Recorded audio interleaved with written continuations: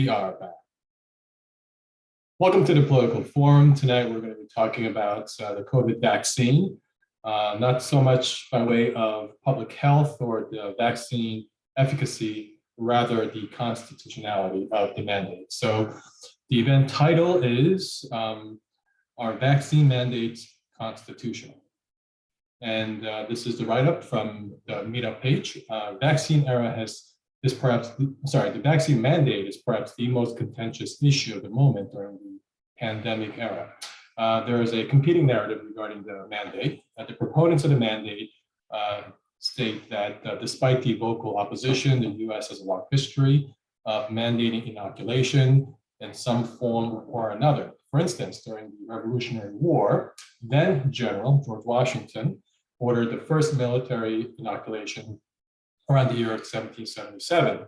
There's also some legal precedents supporting vaccine mandate requirements. In an obscure case from 1905, entitled Jacobson versus the state of Massachusetts, the court upheld a smallpox vaccine mandate as a constitutional exercise of the state's, quote, police power, unquote. And that term right there is actually a term of art, which we'll get into later as we discuss these cases. Then we fast forward to the modern era, 2020 to 21. The pandemic jurisprudence has rested on this 116-year-old precedent as it relates to challenges for mask and vaccine mandates. Now, the opposing side of the argument, they cite some prominent legal scholars stating that the Jacobson case should be narrowly construed. It's merely to uphold the constitutionality of nominal fines that were imposed for the unvaccinated at the time. They also point to a 1927 decision of Buck versus Dell, which we'll get into later, which had a very, objectionable or undesirable outcome because there, the court upheld state of Virginia's forced sterilization statutes for what's called, quote, feeble-minded, unquote, persons. Then we fast forward, and there are a series of other controversial cases that followed regarding the state-sanctioned medical treatment. For instance, Washington versus Harper, the 1990 case from the Supreme Court. The court upheld the administering of involuntary medication, i.e., antipsychotic medication against an incarcerated inmate. And we have a case from 1982 in a matter of Mills versus Rogers. The court noted that the right to refuse any medical treatment emerged from the doctrine of trespass and battery, which were applied to unauthorized touching by a physician.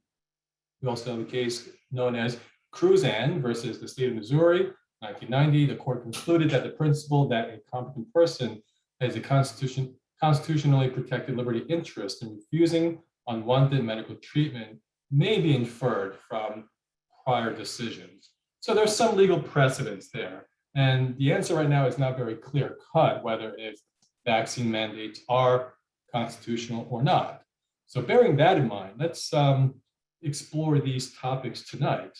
Do you agree with the holding in Jacobson case? In particular, do you agree with the court's rationale of this expansive power of what's called the police powers, in that there are manifold restraints to which every person is necessarily subject for the common good?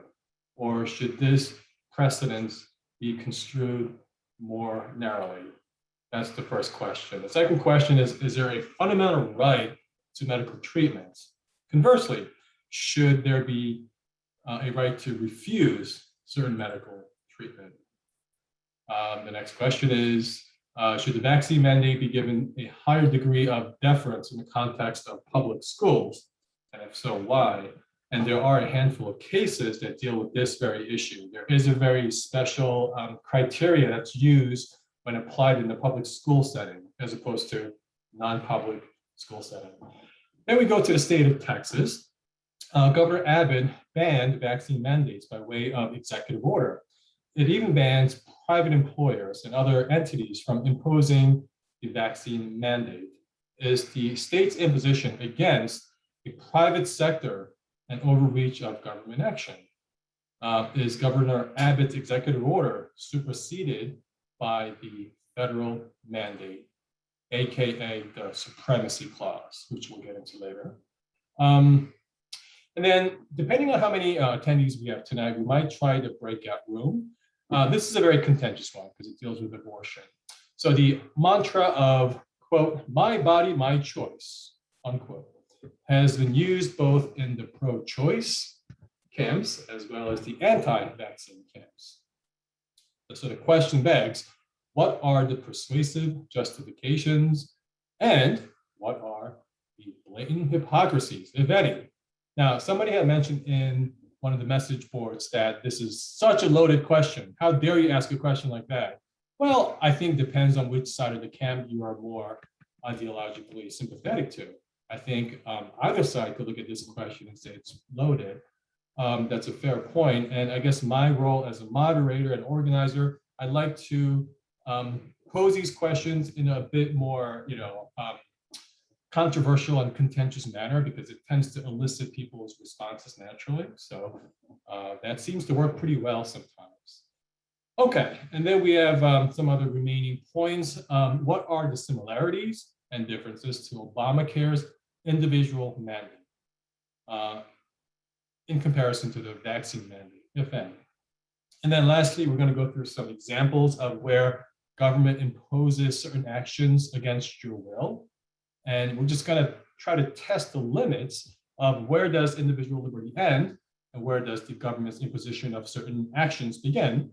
So we have questions such as, what are the differences and similarities to the seatbelt mandates and the mandatory blood withdrawal for those who are pulled over for being a suspected drunk driver? Compare that to the vaccine mandate. Do you see any similarities, differences, if any? So those are some of the questions we're going to go through tonight. But before we do that, I just want to spend maybe the first 10 minutes about the recent passing of General Colin Powell. I guess this event could be looked at in two different ways. I mean, there's two components to this. One is, according to the news reporting, General Colin Powell had passed away from complications from COVID. Now, it's also reported that he was fully vaccinated.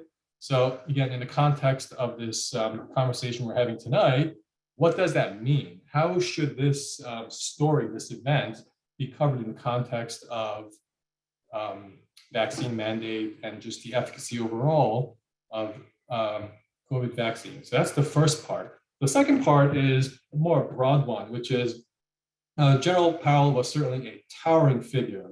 He served in the military and the government for most of his life, and being the first African-American Secretary of State.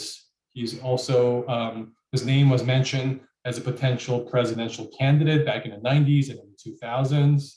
There were some murmurs about him starting a new political party as like a third party. So he was certainly influential both in the public policy as well as inside the government. So when we look back at somebody like Secretary Powell with long history of revered and decorated history, how should that be looked at in comparison to the more, I guess, controversial role that he's played, most notably when he was the Secretary of State for then Bush administration? He gave that presentation before the UN in 2003. Right up into the run up to the Iraq War. And the presentation that he gave at the time was basically trying to convince the world community that there was a justification to go into the Iraq War. And we'll get into this later, but by most accounts, everything that he said during that presentation was pretty much not true, a lie perhaps. So we have those two kind of narratives going on as it relates to Secretary Powell. So does anyone have any initial reaction to the recent passing of General Powell? And let's see, I could see some hands up. So let's go in order. So Rory and then Ramsey. Hello, Rory. Good evening, everybody. Can you hear me? Can everybody hear me? Yeah. Okay, I just want to make sure. The other day, Trump was vilified because he praised Colin Powell for being in the military and being a great general. But then he called him out on what he did to the UN. The United States never would have gotten into war with Iraq or the Middle East anywhere unless he went there to say there was weapons of mass destructions. And what I find disenchanting about this entire event, yes, he was fully vaccinated. Yes, he was a good general. Yes, he died of complications. Would he have lived longer if COVID wasn't around? Probably so. But he still lied to everybody. They praised him. Oh, he was a black general. He was this, he was that. But he got us into an Iraq war, which a lot of people were maimed. In Vietnam, more people were killed. In the Iraq war, Afghanistan, there was more people maimed than there were that were killed. I don't know if that's good or bad. However, I think it was right that he should have been called out on that, because I remember I watched that speech. And when he gave that speech, oh, doom and gloom, the world's coming to an end. We have to go find this massive destruction. But he was wrong. He lied. And then, at that time, even the Democrats hated the guy for lying like that. But he did sell it. He did buy it. And we did wind up in Iraq. I conclude. Thanks, Rory. Before we get to Ramsey, I guess I would just clarify. Colin Powell did not single-handedly get the U.S. into the war, but when it came to credibility, he was the only person with any, at least veneer of credibility, because at that time, it appeared that most of the advisors that Bush administration had were pretty much in unison. And at least they thought Colin Powell, being a decorated, soldier and having a very broad background, that at least he could be a voice of reason and independence. But as Rory suggested, that turned out to be quite untrue. In fact, you could go through that presentation before the UN and count by count, everything's been debunked. So that's that. And also, for somebody like him, I think if you really want to have a credibility, because I think his reaction was that, look, I was just duped, they told me to go there and, put on a show, so I put on a show. And if he really had some, I guess, regrets about it, he could have certainly resigned right after, that happened, but he did not. And the fact that he stayed on for many years, and it took several years for him to resign, it just showed that the war that he sold was what purported to be legitimate, but it wasn't. So I think the timing is really important too. And let's go to some other members here and like to get your feedback on the recent passing of Colin Powell, again, as it relates to his legacy, as well as the, I guess, the official cause of death being COVID complications. So let's go to Ramsey, then Rowan. Oh yeah. So I just wanted to say, yes, Colin Powell did help in the execution of the Iraq War, the main, which to this day I think is honestly the greatest, if not one of the greatest foreign policy blunders of our time. So that is all true, yes. However, it doesn't mean that he wasn't a very smart man. It doesn't mean he wasn't still in his ways a great public servant. In fact, in a lot of ways, he was probably the one from the Bush administration who served most honorably out of all of them. But it's so crazy now to think how that era, even those Republicans that people thought were so extreme back in 2006, are now seen as kittens comparatively to the Republican Party of today.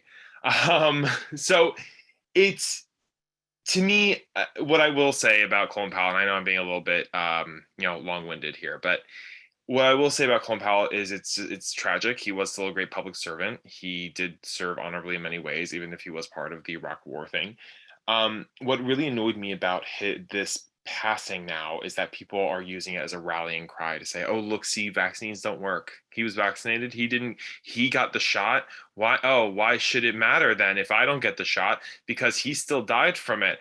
And it's all, Tucker Carlson's also parroting the same talking points on his show. And it is asinine because yeah, he died of COVID, likely because not enough people have gotten vaccinated that it helps cause breakthrough infections, and because we haven't reached herd immunity yet. That is likely the scenario. Okay, that he caught one of the many variants that are now running around because the virus keeps mutating because people don't get vaccinated. It's ridiculous. No, I'm sorry, Rory. Tucker parroted that same talking point on his show, and it's ridiculous. So when you try to say that, oh, see, it doesn't matter if I don't get vaccinated because Colin Powell got vaccinated, he died. No, sorry, it does matter because Colin Powell died probably because we haven't reached herd immunity because not enough people have gotten vaccinated. That's why. So I deal a lot with this, actually. I'm not going to go into too much detail because we're recording right now, but it's I deal a lot with this in my day job, of dealing with people who don't want to be vaccinated, and it's sometimes can be very frustrating for me because they don't seem to think it's a matter of public health or public policy. And I'm sorry, it is. And our sorry, I'm being long-winded. I'm going to save this for the rest of the discussion, but yeah, I just want to say, yeah, I think my reaction to Colin Powell's death is stop using his death as an excuse to not want to get vaccines. It's not. Okay. All right, thanks, Ramsey. So again, the legacy of Colin Powell, as well as the official, I guess, cause of death related to his passing. Let's go to Roman, Nirav, then Mitra. Can you hear me? Okay. Yes. Okay, excellent. Yeah, actually, I agree with Ramsey. So unfortunately, Colin Powell's death, it gave just additional speculation to talk about that vaccines are not effective, and we really have to look into details what happened here. So he actually had the blood cancer. He was treated for the prostate cancer, and he was under immunosuppressants. So it's likely that the vaccine was not as effective for him. I also personally speculate maybe he's gotten Johnson & Johnson vaccine, which turns out to be only about 3% effective after about 6 months, according to the recent data. So that's actually another point to keep in mind, that vaccine efficacy can vary. It actually fades out over time, and just might be just another factor for considering booster. But there's also another factor is that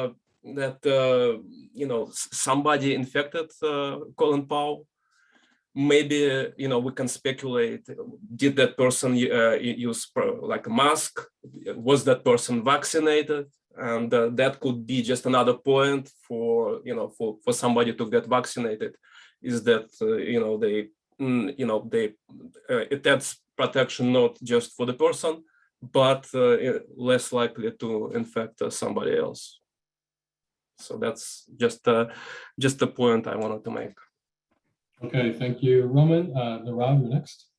Oh, thanks. I'll second some of those points from Ramsey and Roman, but I'll add that in addition to being immunocompromised, Colin Powell was older. And so in terms of risk factors for bad COVID outcomes, hospitalization and death, being immunocompromised is very high on the list, and age is also very high on the list. And I think that some of the debate around his vaccination status has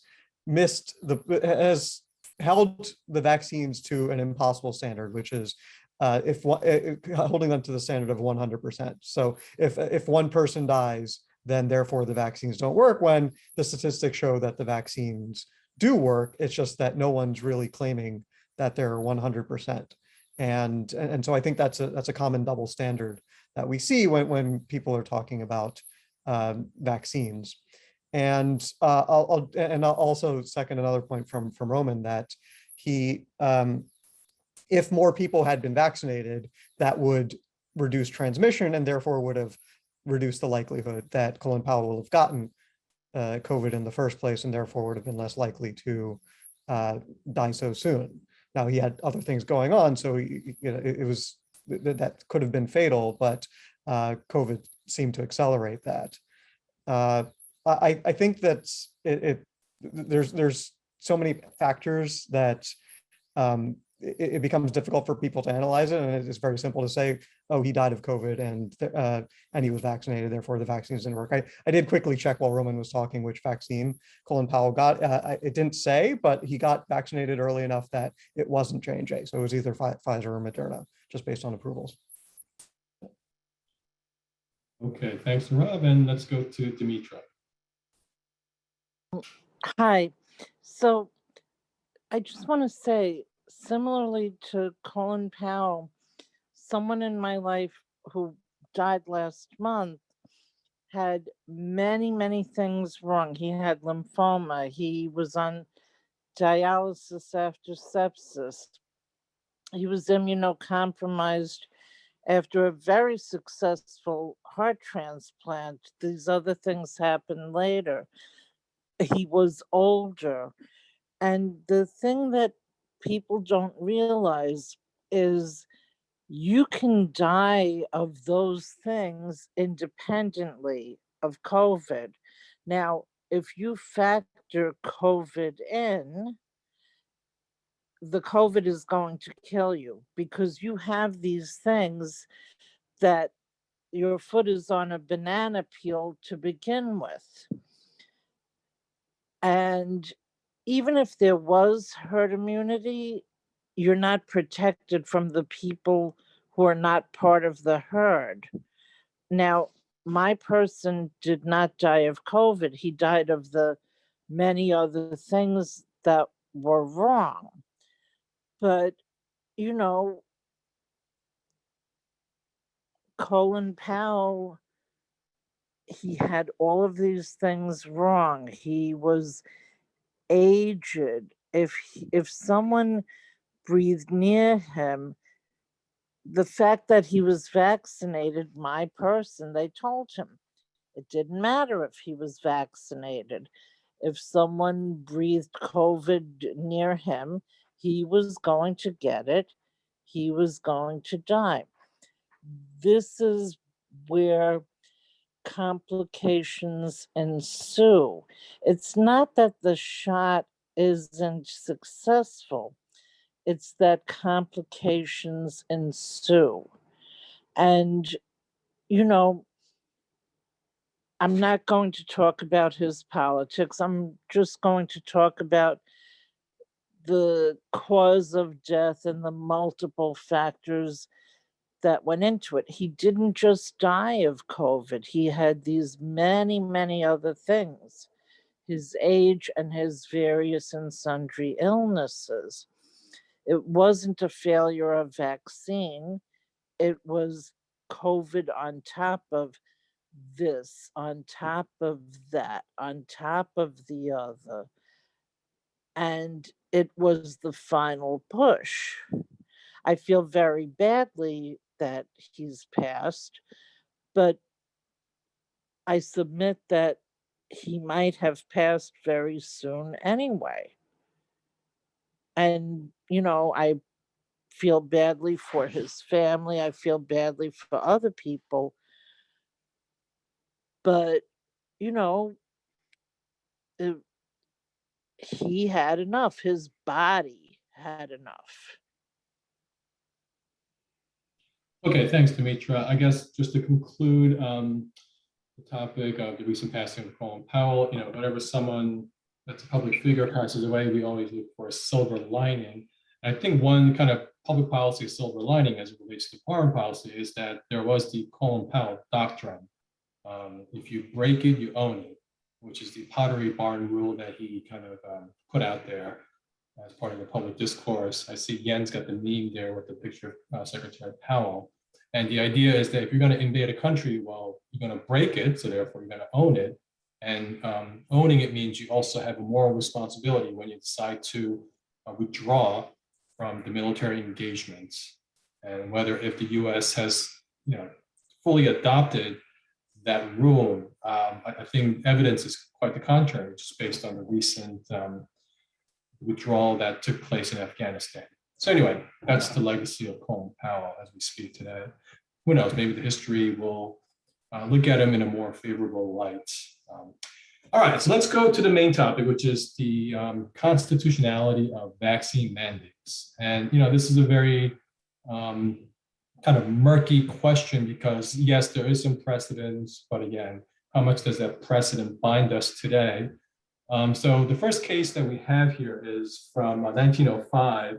It deals with smallpox. I don't know if any of you had a chance to look over the case, but essentially there was an outbreak around that time, the turn of the century. And I believe it was in Cambridge where there was a municipal ordinance that stated that if you did not show proof of vaccination, then there will be a nominal fine of, I believe back then it was $5, which if you were to calculate that to the present day after inflation, it's about $150. So the question is that a proper enforcement of the government under the doctrine of police power? And that's really the issue.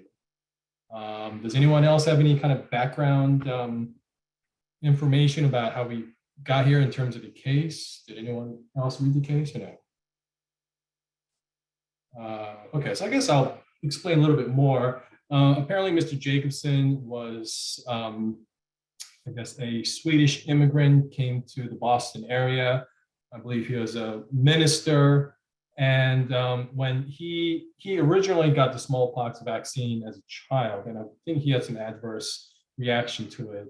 And again, the science and data is not really clear as far as the side effects, the efficacy, but he had objections to getting the vaccination because his bad experience with the original vaccination.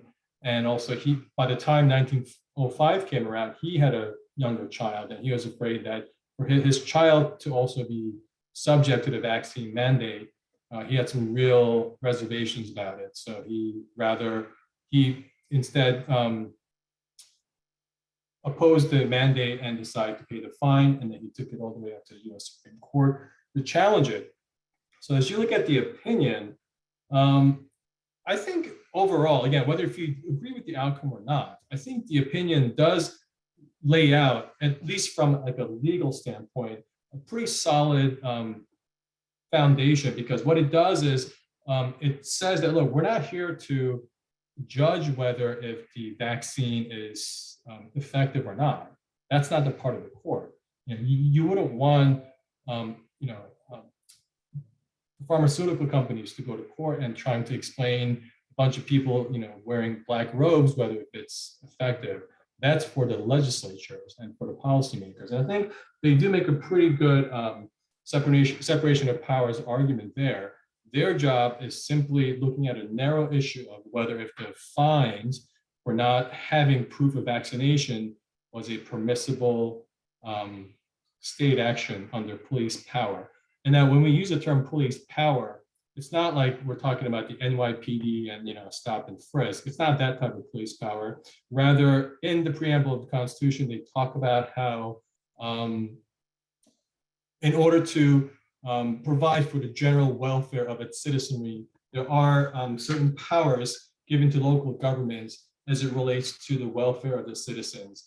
And back then, it would even include things like morality and the well-being. Although I think no one's going to be sitting here today saying that we should the morality should be legislated, but at least in terms of certain well-being of its citizens, there is some powers that are delegated to local government so that they have enforcement powers. They have some powers to impose penalties if those requirements are not met. So that's kind of my understanding of police powers. I know Ramsey, you have your hand up. Maybe you want to add something else to what constitutes police power? Yeah, I mean, I sort of do. It's basically in the case what you're talking about, like they do discuss how police powers of the state can, in some circumstances at least, trump personal individual liberty of the people who choose to do reckless actions. The defendant here was saying that basically any law that requires him to submit to vaccination is unreasonable, and and it impinges on his personal liberties. There are nobody here saying that there are not personal liberties enshrined in the Constitution. I don't think that's something that anybody wants to at all posit. But here, let me just read this passage from the discussion from the court that sort of just makes it clear why police powers are so important in these contexts and why personal liberty sometimes does have to take a back seat. So here the court says, but the liberty secured by the Constitution of the United States to every person within its jurisdiction does not import an absolute right in each person to be at all times and in all circumstances wholly freed from restraint. There are manifold restraints to which every person is necessarily subject for the common good.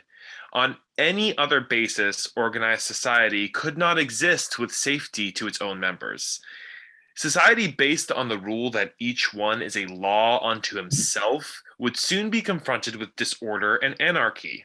Real liberty for all could not exist under the operation of a principle which recognizes the right of each individual person to use his own, whether in respect to his person or property, regardless of the injury that may be done to others. So basically what that says to me is, and that also goes into another case that this is specifically talking about state police powers, but that also goes into another case that I'm surprised isn't on here actually, is Wicker v. Filburn, which basically is addressed Congress's power to implement similar laws on people based on the aggregate impact of their actions based on the Commerce Clause. So the message is this. Yes, you have personal liberties, but your personal liberties need to be weighed against the common good of our society. They are, and in cases like this, where, literally people's actions or inaction, as it were, to not get the vaccine, is causing injury on others. And this is a deadly disease and a pandemic that has killed literally 700,000 Americans. That's more than the population of my hometown of Baltimore. Imagine if Baltimore, all of it, just gone. That's just insane. And it's insane that we're still fighting about this. It's, yes, you have the right to exercise your own judgment in certain facets, in most facets of your life even. But when it comes to public health and public safety, no, you can't. That's why we have things like prison. That's why we have things like mental institutions, and why we have things like so many other programs in this country. Nobody can go out into the street and murder people and not pay consequences and say that they were exercising their own liberty. That's essentially the same thing as what people who are choosing not to get vaccinated are doing. All right, thanks, Ramsey. Yeah, that's an interesting point, that passage that Ramsey just read. Another way to kind of interpret this is that, yes, we do have certain fundamental rights that are guaranteed, but those rights are not absolute rights. There are some more kind of extreme examples, whether if you have the right to hurt someone. Obviously, the answer to that is no. But if you take a very plain, common sense interpretation of this opinion, again, I'm not here to sit here and say whether this opinion was right or wrong, but just the justifications that's advanced by this court, by Justice Harlan, is that if you look at the Constitution, the Fifth Amendment, the 14th Amendment, both amendments talk about the due process clause.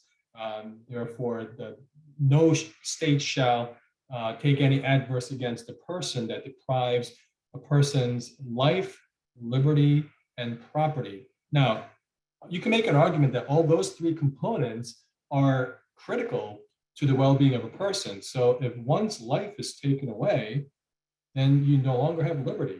So yes, it's good to maximize liberty to the extent you can without interfering in another person's liberty. But at least in this opinion, what they're saying is if you take away the life, then there's no more liberty to be enjoyed, let alone property. So I think they're kind of looking at it more kind of like a wholesome manner in which how this opinion was fashioned. All right, let's go to Rory, Narab, and Roman. Ramsey, just to highlight what you said, my son retired from the Navy in 2018. He's now a project manager for NASA. He was told, if you don't have the shot by November 4th, don't even come to work, you're gone. They now have to walk around the office with a piece of paper, vaxxed or unvaxxed. You don't see it. I understand that. You're probably a lawyer. Remember the Yellow Star? Remember Hitler? Hitler was elected with 30% of the votes. At the Nuremberg trials, when the defendants were on trial for killing 6 million Jews, do you know what the defense was? We were doing what we were told to do. And when you go to the other side of this, why are you letting so many people in across the border? They're just walking across the border. They're not even being tested, never mind given the vaccination. So you want me, an American citizen, you better get that shot. But these guys walk across the border, don't worry about a thing. I conclude. Can I actually respond to that? Because I have some. Please. First off, I think it's wildly irresponsible to compare vaccine status, improving vaccine status, to what happened under Hitler and the Gold Star Jews, because this is not a judgment based on anybody's ethnic or background or anything of that sort. This is, you're choosing not to get a vaccine, a vaccine that will prevent illness and prevent you from getting the illness, and also prevent other people from getting the illness from you. What about my doctor? What about my doctor? Let me finish, Rory.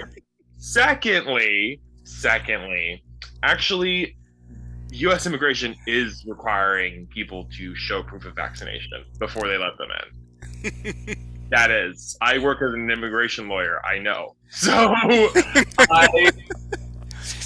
you want to meet the ones coming to Jersey that aren't? I'm letting you know.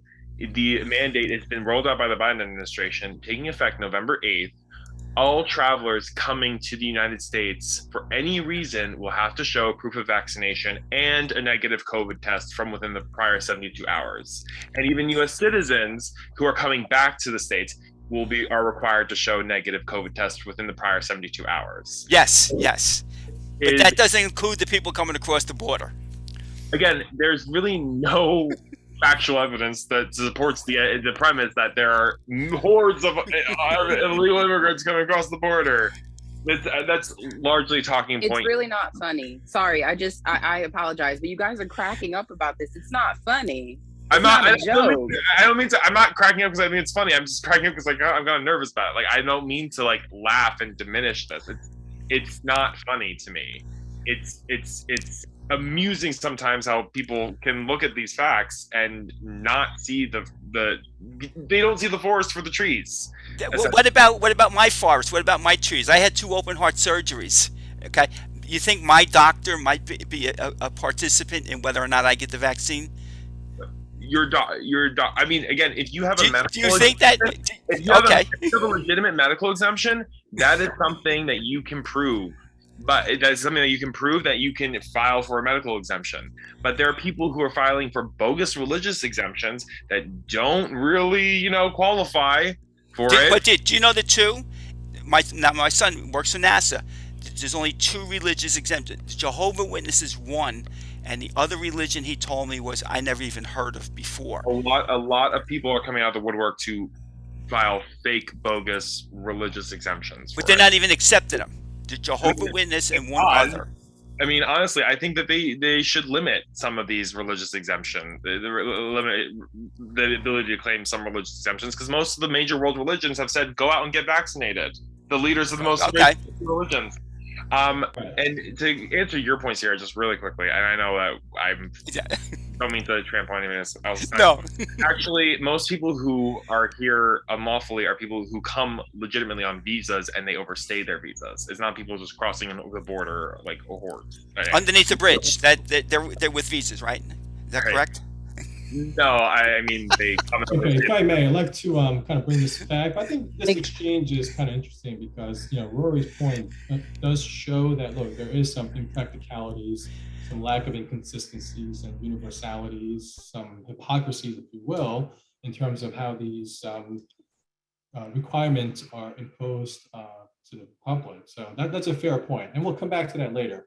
But for now, I just want to stay on this Jacobson case. So if you have any other comments on the Jacobson case, starting with Narav. Yeah, I'll add on the Jacobson case that earlier on in the pandemic, before there were vaccines available, I was seeing news reports relating to just what we'll do once the vaccines are available. And there was some discussion of vaccine mandates even then. And I recall that the reporting referring to Jacobson was saying that that case implied that states have the right to impose vaccine mandates, but not the federal government. And we've seen in the last few months that thinking has evolved. So that was a little bit surprising, but I mean, to me, in a good way, that there are some ways for the federal government to get involved. I'll keep in mind that the two ways the federal government, or two of the ways that the federal government is acting, one is for federal employees, where it is a vaccination mandate. There's no test out option. There originally was, but that was removed.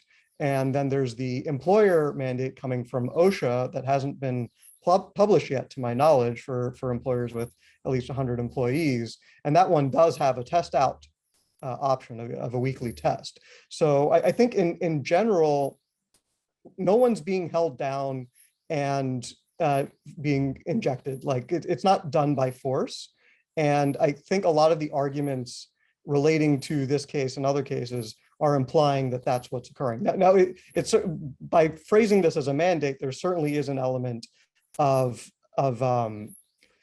force. You can put it's a persuasion, or because if you don't do it, you'll lose your job, you'll lose your livelihood, or even for the New York City ones, you won't be able to go to restaurants, for example.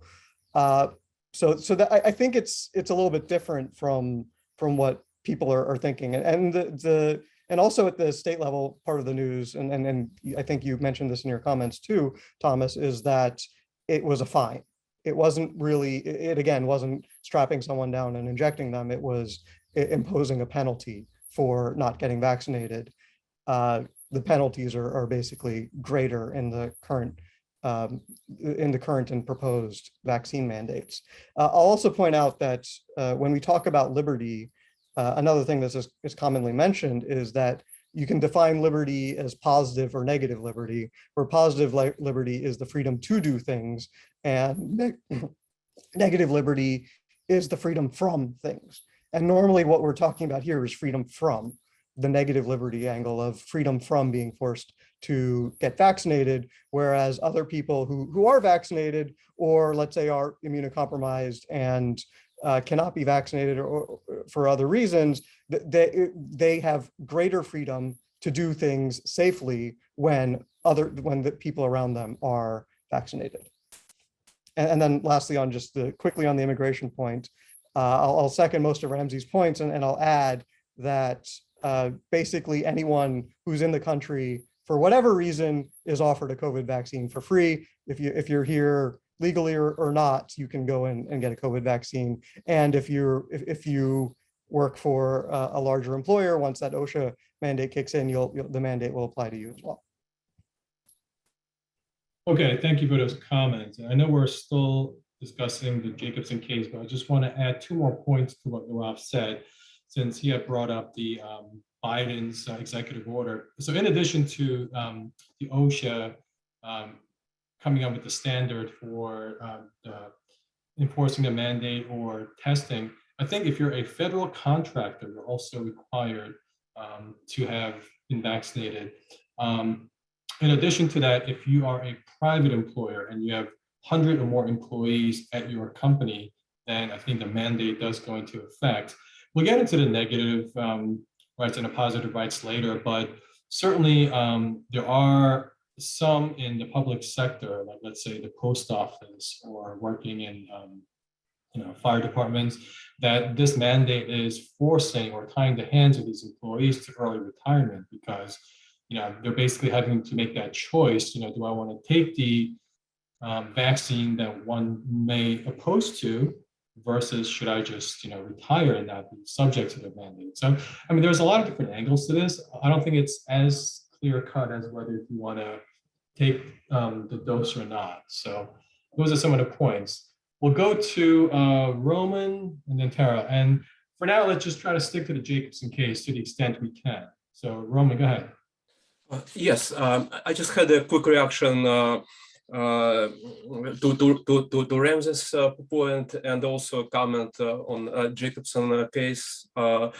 So yeah, I'll be just another person to somewhat disagree with Ramsey. I don't think it's so clear cut that if you're vaccinated, you will protect yourself and then the other person, and if you're unvaccinated, you may get COVID and likely infect somebody. It's not as clear cut or black and white. We now have more data to suggest that vaccines, they're not as efficacious as originally thought. Data released recently by CDC shows that 16% that died from COVID were vaccinated. Data released from Oregon shows that 21% that died over past 3 months of COVID, they were vaccinated. Also, there's data that suggests that Delta variant, with Delta variant, vaccinated or not, you're basically spreading infection at about the same rate. It's not, I don't think this issue, we can say, okay, yes, definitely get vaccinated, not get vaccinated. I think it should be, personal choice. We should be educated. We should get, valid information. For the sake of the country, for the sake of humanity, yes, it would be nice if 100% people would be vaccinated. The COVID would come to an end sooner. But if we look at each individual person, we cannot guarantee that the vaccine won't have some negative effect. There's just various data that make us just some thought for concern. We can discuss it maybe later. So that's just my quick comment. And in regard to the Jacobson case, so it looks like it applies to the state mandate, but it doesn't seem to me that it says anything about government, like nationwide mandate that was imposed in this case by Biden,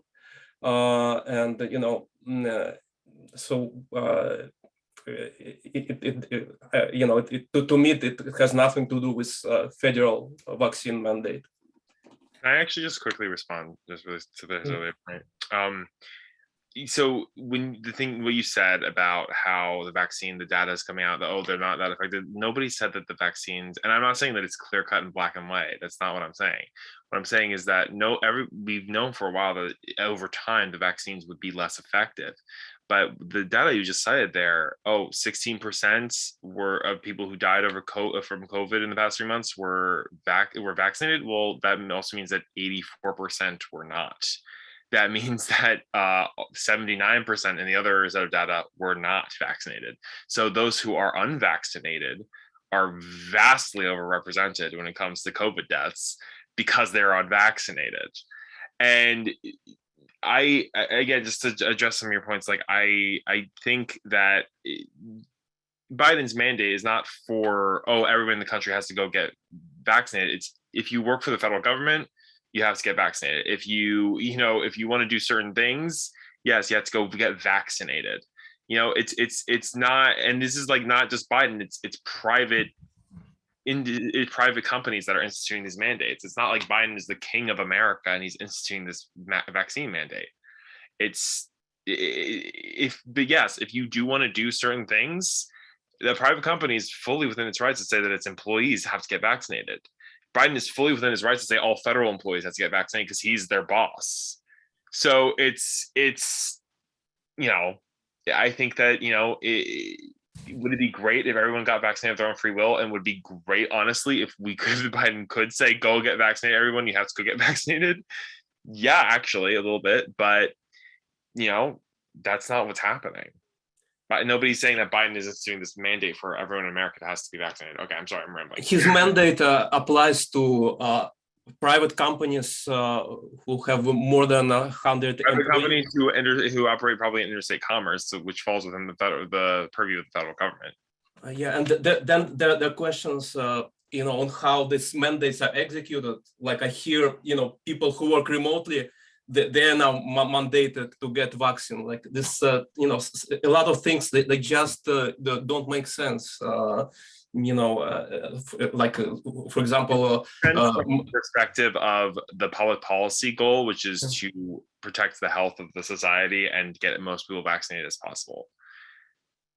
All right, so thank you for those comments. Let's go back to the Jacobson case, and then we'll go to Tara next.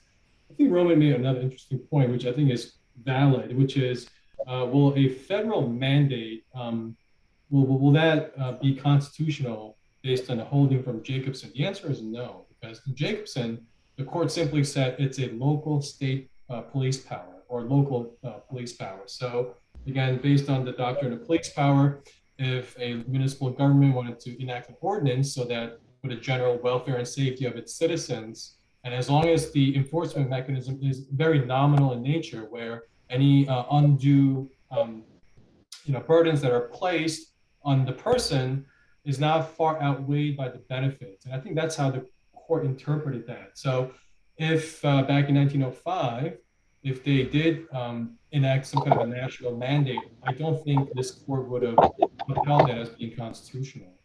The other thing Ramsey brought up, this notion of commerce clause has been used pretty proactively, pretty much throughout the last centuries of jurisprudence. And it's one of those, doctrines that should be kind of carefully applied, because pretty much anything affects the interstate commerce.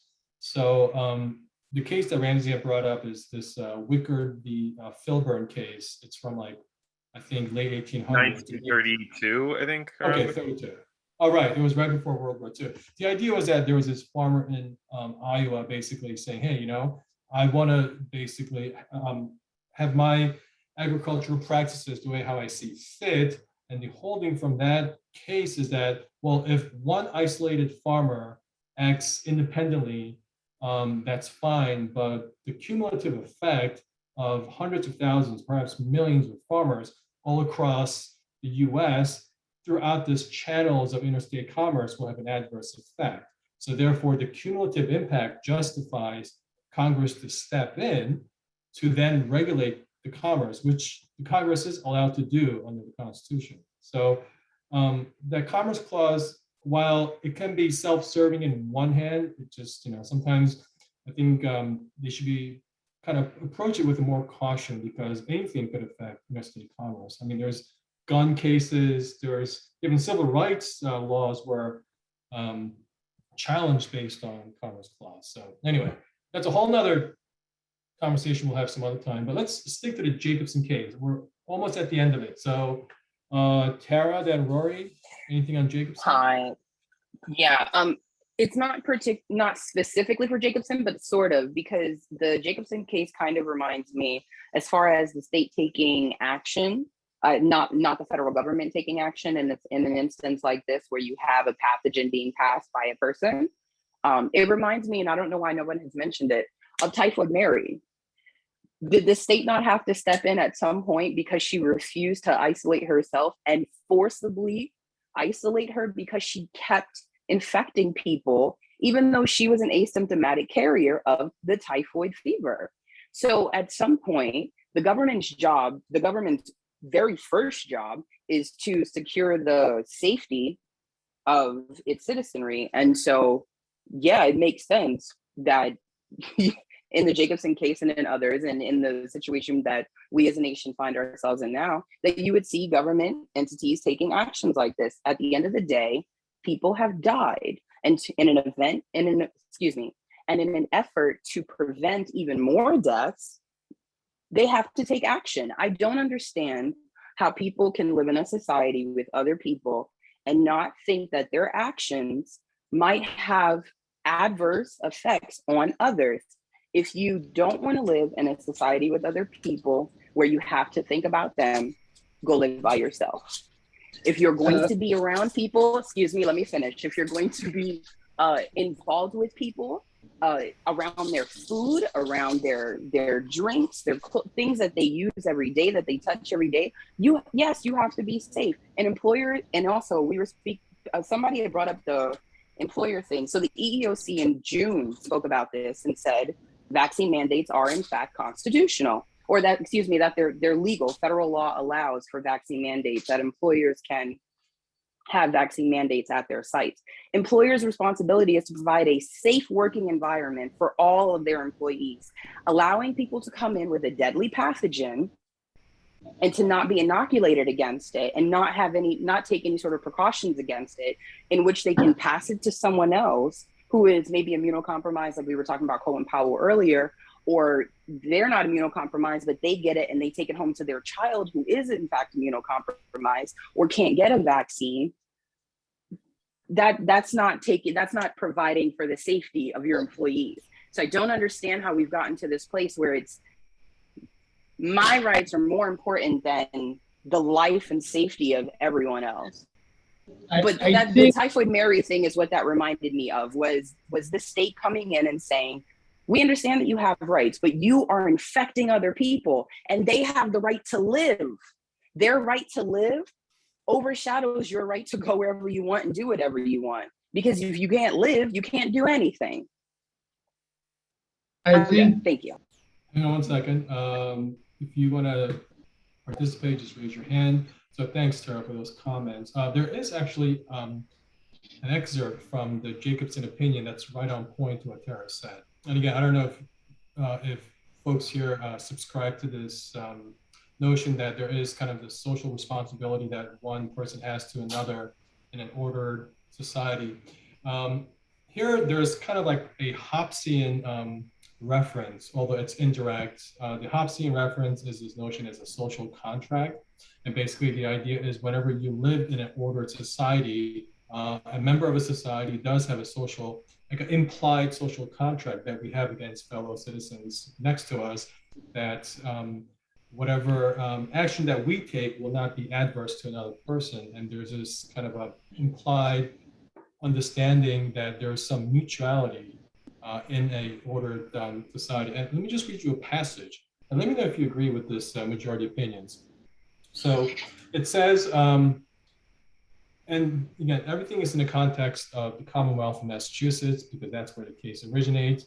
But in the Constitution of Massachusetts, adopted in 1780, it laid down as a fundamental principle of the social compact that the whole people covenants with each other, with its citizens, and each citizens with the whole people, that all shall be governed by certain laws for the, quote, common good, unquote, and that government is instituted, quote, for the common good, for the protection, safety, prosperity, and happiness of the people, and not for profit, not for honor, not for private interest of any one man, family, or class of men. The good and welfare of the Commonwealth, of which the legislature is primarily the judge, is the basis on which the police power rests right here in the state of Massachusetts. What do you think about that passage? Do you agree with that? Is that too kind of, aspirational without any mechanisms to enforce it? Too idealistic? If we don't have mechanisms to enforce it, you will always have people who are self-centered, who are self-interested, who do what they want to do without regard for the rest. And again, no one is saying that people don't have personal rights and all of that, personal liberties. But if your personal liberty is literally putting my life and the lives of others in jeopardy, That's not, your personal liberties and your personal rights are not more important than the whole. There is not one single person who is more important than the whole. And so I don't, again, not understanding how we've gotten to this point in society where we can't see that a global pandemic that has killed 4 million that we know of has infected even more millions of people that we know of and don't know of, and that has a disease that has lasting consequences on the body and the organs. I don't understand how we've gotten to the point where we can look at all of that data. We can look at what is happening in our faces and still have people who say, but my rights, but my rights. When is one person more important than the whole is my question. I think that this country was founded on certain principles that I've just kind of stepped into the conversation. I'm late, but this country was founded on certain principles, which up until now, I have not heard anyone really focus on or talk about. This, and I'm not going to make reference to other countries and what's going on around the world, at least not at this point. But I would like to say that this is the United States. Under Rory, you have your hand up. Is it related to Jacobson or something else? I do want to finish up Jacobson and then go into the case that came after that. Tony cut out for a minute.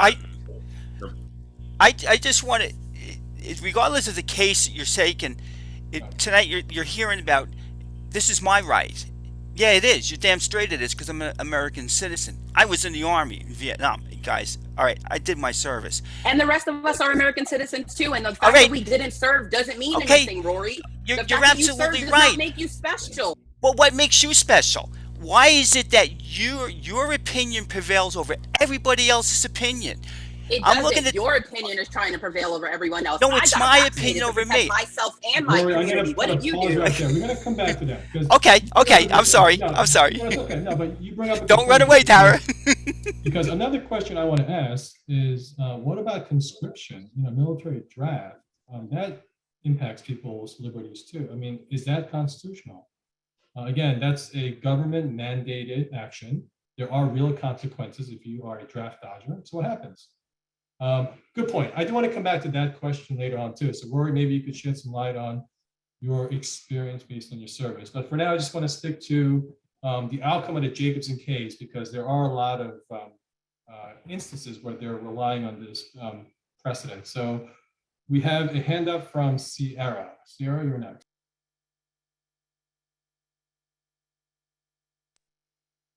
Hello, Sierra. I'm sorry, I couldn't find where to unmute. Well, you kind of moved on, but I just wanted to if I can chime in to the last comments that were made, or if I could, I will wait if you would like me to, because you kind of switched the subject. Well, since you have your hand up, go ahead, just briefly, please. So, well, this, and then it kind of goes into the last case that you mentioned. In general, all the cases that you kind of put in the app, because these things aren't just as plainly put as I feel like they're being made out to be. There are a lot of questions surrounding these things. For example, what was the mortality rate of the pandemics that were going on in these different cases? For smallpox killed, the mortality rate was totally different from what COVID is. We know, and I understand in the beginning, we didn't have a lot of information in the beginning, but there's a lot of data out now. And I feel like people aren't seeing that data, because a lot of the things that people are mentioning here, it's like, well, we found out that wasn't true, or we found out the answer to that question in January. Only for COVID, it was a 99% survival rate. So that is to start with. But then also, we found out how to treat COVID. COVID is treatable now. There are clinics that have close 0.2% away from 100% survival rate. That on top of the fact that when we're talking about EUAs and when we're talking about mandates, a few people brought out the point that federal mandates are completely different from state mandates because you still have options with state mandates. It doesn't affect everyone everywhere. It's not going to affect me getting a job if I want to get a job online. Someone mentioned before that people that are working remote are being mandated to get, that is the case. People that are not even coming into the workplace and coming into contact with other people. So what we also find is that with EUAs and with mandates, EUAs are based on two different things. One of those things is emergency necessity, and the other thing is if there's no other option available. There are other options available. They have been reusing drugs or drugs that have already been out on the market and have been studied for decades. We don't, I mean, in the long-term data of the vaccine is yet to be done. We don't have any long-term data. And then the short-term data that we do have is alarming, to say the least. Sierra, can I just pause right there? Because again, tonight's focus is not so much the efficacy or the scientific validity of vaccines or the treatment for COVID. We want to look at the constitutionality where the government can impose certain actions. I appreciate your comments, but I just want to go back to whether state actions can be imposed. So hold that thought. Maybe we could come back later. It sounds like maybe you have some skepticism. Fair point. I just want to get into some of the and a lot of data. I'm sorry, and what? A lot of data. Okay, gotcha. All right. So whether if you agree with the outcome of Jacobson or not, it's one of those cases where you have to be careful what you wish for. Again, the holding from Jacobson basically says that if a local government, based on its police powers, want to impose a nominal fine, again, $5 back then, which is probably about $150 right now, that is a permissible police power. But be careful, because by the time we get into 1922, we have a case of Buck versus Bell. And by then it was Justice Oliver Wendell Holmes who delivered the opinion, relying on the outcome of Jacobson. Basically said, well, in the state of Virginia, they decided that certain, quote, feeble-minded individuals are highly undesirable. And again, I think this case kind of shows how people's perception of what constitutes illness really changes. I think the way how they describe the feeble-minded people, nowadays, we would probably label it as some kind of a developmental disorder, mental illness. Back then, they used different terminology. I know sometimes these words are not even permissible to say now because it's kind of, shunned. But in any event, in a Supreme Court case, they said there are certain people who are feeble-minded. And I guess another thing to keep in mind back in the 20s is this is when eugenics was really running rampant. So they thought that somehow genetically they could essentially retain the good genes, if you will, for lack of a better word, and kind of not let those with bad genes keep on reproducing. That sounds very draconian, but that was the prevailing thought at the time, like in the 1920s. In fact, that was probably the mainstream in the US at the time. So you have these, I guess, the petitioner in this case, she was sent to some kind of now we would call it like a mental institution, but some kind of an asylum because she had some learning disabilities. It turns out that the petitioner's mother also had learning disabilities. So these justices said, aha, if this current petitioner then has a child, well, the child is going to have another developmental disorder person in society. And they decided that that is just reprehensible. That's undesirable. And it's just time to let that end right there. In fact, there's a very infamous quote. And first they cite the Jacobson case saying that, look, if the Commonwealth of Virginia want to kind of do away with these undesirable people, well, that kind of sounds like a state police power, doesn't it? Because again, the state purports to care about the general welfare, the safety, the well-being of its citizenry, and these feeble-minded individuals, they're more like the undesirables of society. It's almost like if you were to look at the caste system, these are like the untouchables, right? And there's a very famous quote. It says, I'm quoting here, 3 generations of imbeciles are enough. No mas. So they said this justifies, making this petitioner becoming sterile so that she does not have any offspring. And again, citing Jacobson, where this court upheld the Virginia's mandatory sterilization program.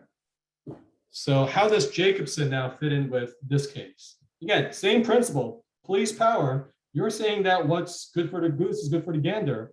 How is that different in Jacobson versus the case in Virginia? Any reactions?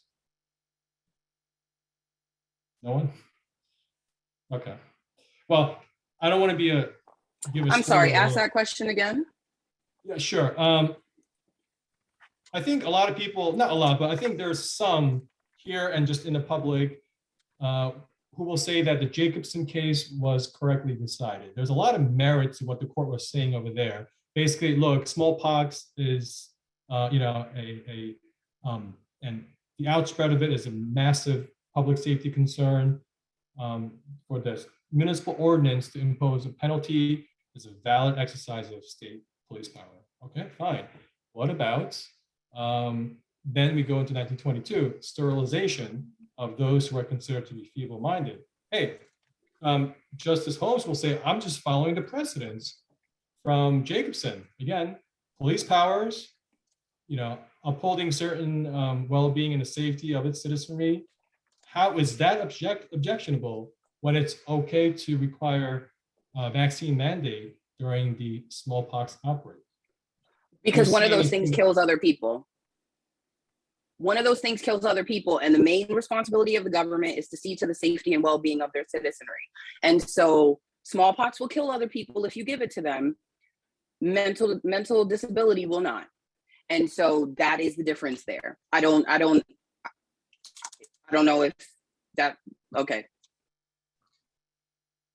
Okay, that's a fair point. I think the court in Jacobson would say that, yeah, we're dealing with a communicable disease, it spreads. And again, the liberty interest that one person has is not unlimited because you have to think about the person next to you, the person you might infect. Whereas I think the rationale Tara is advancing here is that, look, if you have some kind of developmental disorder, feeble-minded, it's not contagious. Although according to this court, again, 1922, so keep in mind that science was very limited. They thought that, well, this generation of feeble-minded person will then produce an offspring that will also have feeble-mindedness. And they thought that condition was some kind of like a genetic trait that's going to get handed down to future generations. So I guess if you were to use the Wicker v. Filburn analogy that Ramsey had astutely pointed out, well, hey, what about the generational accumulation? Do you want to have a nation filled with this type of undesired hereditary trait? I don't know. But that's assuming that they're going to procreate as well. That's number one. And the second part on that is, it is understandable if the state looked at it, and I don't know if they did, I'd have to go back and look, or perhaps you or someone else who's more well-read on the case or other cases can speak on this.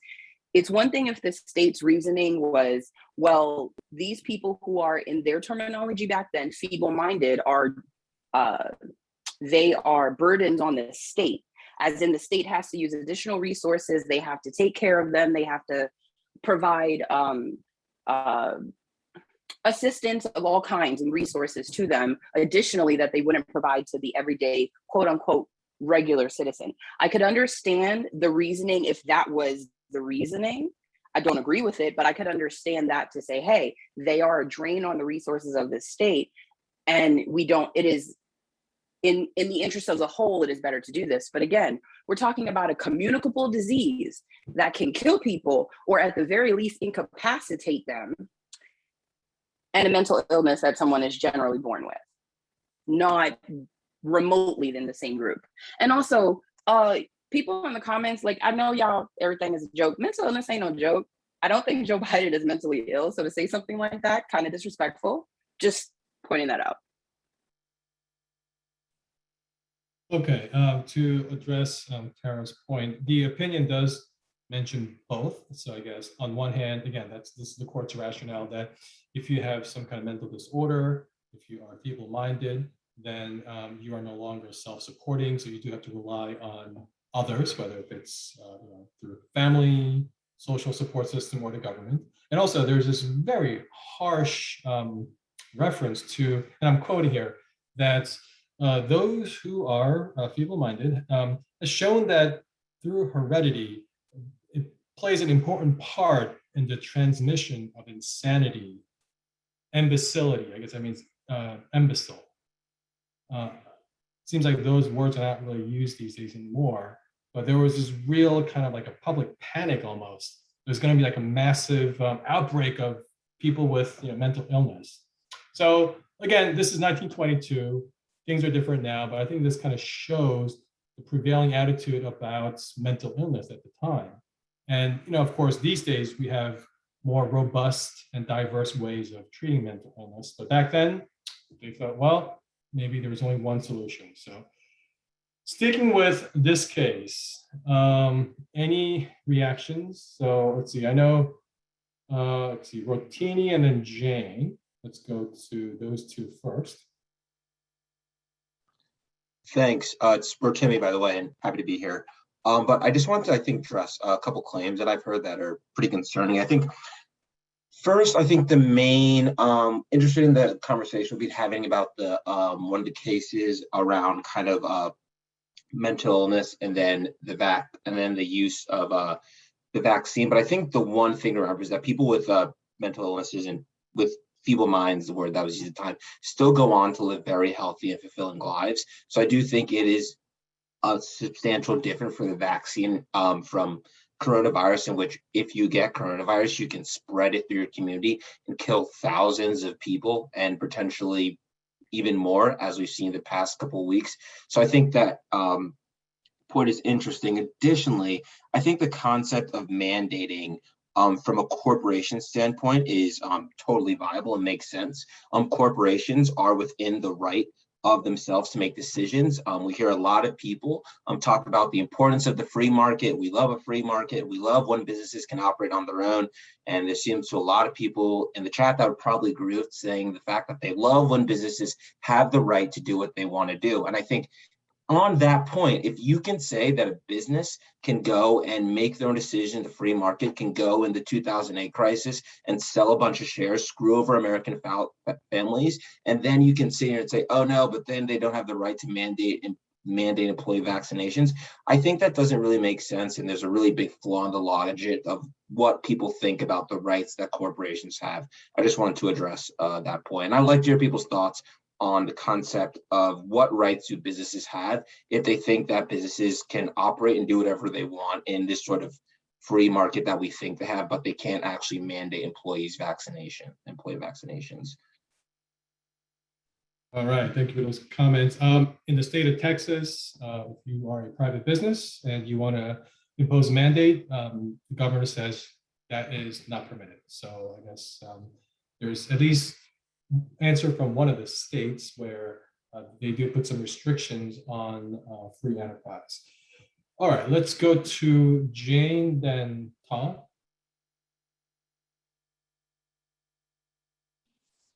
Hi, my biggest concern with state and federal mandates, I do understand the argument about public health, and it is very important, public health. I think when it's overreaching and it goes beyond what is reasonable, and I think having people lose their jobs and their livelihoods, I think that crosses the threshold for me of what's reasonable. And without getting too much into the science of the vaccine and the death rates, because there are therapeutics now, there's actually medicine, quite a lot of medicine that's besides the horse medicine that is treating COVID. But I find that in these arguments and in kind of the climate of this is it's so polarizing when there's mandates in place. Like, it seems like there's just a lot of blame. Like, you know, the unvaccinated is more contagious and that the vaccinated are not contagious at all. And that's not quite clear cut, as a lot of people have conveyed here, and also what the science has conveyed. But my biggest concern around mandates and like the overreaching powers of the government is that it does become polarizing, and also what's going on in Texas, where people around the abortion law, where citizens are looking and blaming each other and reporting on each other. And I find that the most concerning, and it undermines, again, for me, a free state, but also individual rights. And yes, those are my thoughts. Okay, thanks, Jane. Let's go to Tom. Hi. So the last case you cited there made me think of something that may be far-fetched, so bear with me if it is too much. But I'm just thinking, if people were saying about the mentally ill that they'll have the potential of hurting someone to have viable life, let's say it was someone that we knew had the potential or a high probability of killing someone, or if someone who's like a pedophile and has the potential of committing a crime, if just because he has the potential and he hasn't committed a crime or anything, would it be okay if the government intervened and put them in an asylum, or did anything else, or like chemical whatever on them to prevent them from doing it even before they did anything? Like, would that be okay just because it has the potential of harming the society? I don't know if it's like the same thing, but just made me think, where would the boundary be between people's autonomy over potential of them doing anything but not actually acting on it, and where the government is able to intervene to prevent it before it's actually happening? Thank you for those comments. And this kind of relates back to what Mirav had said earlier, that under the Constitution, there are certain positive rights that an individual is entitled to affirmatively do, and then there are certain negative rights where the state is prohibited from taking certain actions.